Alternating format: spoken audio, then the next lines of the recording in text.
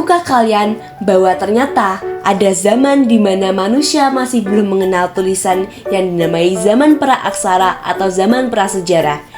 Di dalam zaman praaksara ini terdapat dua zaman, yaitu ada zaman batu dan zaman logam.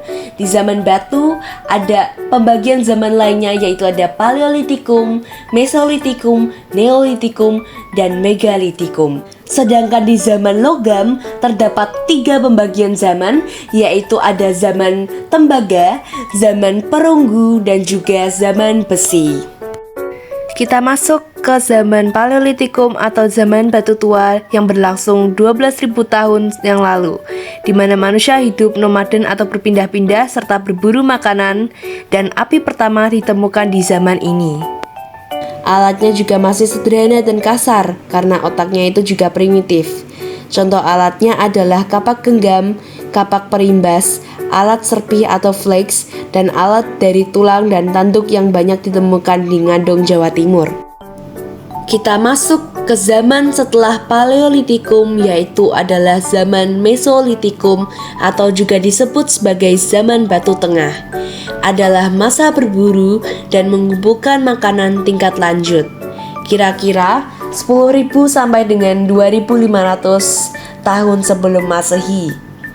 Manusia purba mulai menggunakan api untuk memasak.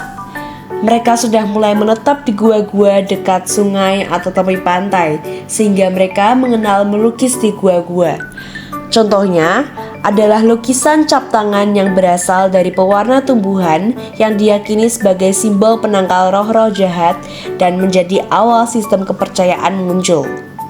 Ditemukan juga sampah kulit kerang dan seafood yang telah membatu dalam jumlah banyak atau disebut juga Koemodiger yang banyak ditemukan di pantai timur Sumatera.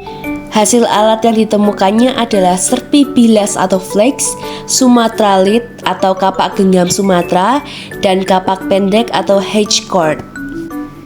Kita berpindah ke pembagian zaman selanjutnya, yaitu adalah zaman Neolitikum atau zaman batu muda. Di zaman Neolitikum ini, manusia sudah hidup menetap dan membentuk kampung yang terdiri dari beberapa keluarga dan bercocok tanam yang dibawa oleh bangsa Proto-Melayu.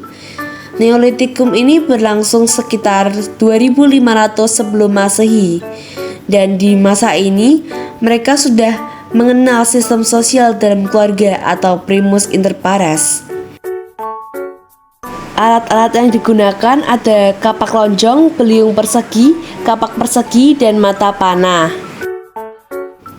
Zaman selanjutnya adalah Megalitikum atau zaman batu besar, di mana manusia membuat bangunan besar dari batu sebagai sarana kepercayaan, dan penemuan pentingnya adalah menhir, dolmen, sarkofagus, dan punden berundak. Ini menunjukkan sistem awal kepercayaan. Kita lanjut ke zaman logam pertama, yaitu zaman tembaga. Tetapi zaman tembaga tidak dialami di Indonesia, tetapi dialami di Kamboja, Vietnam, Thailand, dan Semenanjung Malaka, di mana logam pertama yang digunakan oleh manusia adalah tembaga. Yang kedua adalah zaman perunggu, di mana manusia membuat bahan dari campuran tembaga dan timah sehingga hasilnya adalah perunggu. Adapun peninggalan zaman perunggu di Indonesia seperti candrasa, kapak corong, moko, bejana perunggu, arca perunggu, dan perhiasan.